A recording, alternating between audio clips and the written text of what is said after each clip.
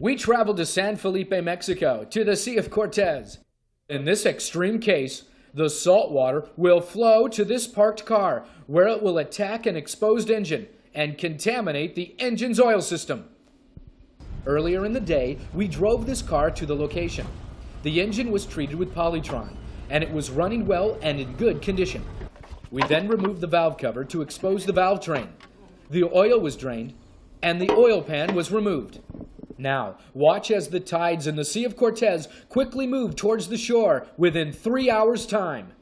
Remember, the oil has been completely drained from the engine, and the crankshaft and valve train are totally exposed to the elements.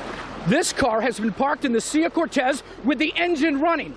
Salt water has contaminated the oil system. Let's take a look underneath the engine. Let me have the underwater camera. Thank you very much.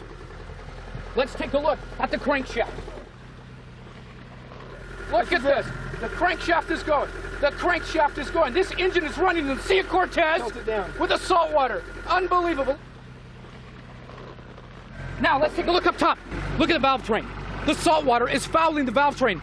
Salt water is getting inside this engine, and it's running beautifully. Polytron has protected this engine from salt water. Unbelievable. Unbelievable. After running without oil in the sea of salt water, the car's driver attempts to drive the car out of the water and onto the beach. Amazing! Look how the car continues to run. It's made it to the beach, and it's still running. Polytron protected this engine. I couldn't believe it. They drained the oil out, they drove it out, let the water come in, kept running the engine, and it just kept going. I was waiting, and it didn't freeze up. I couldn't believe it.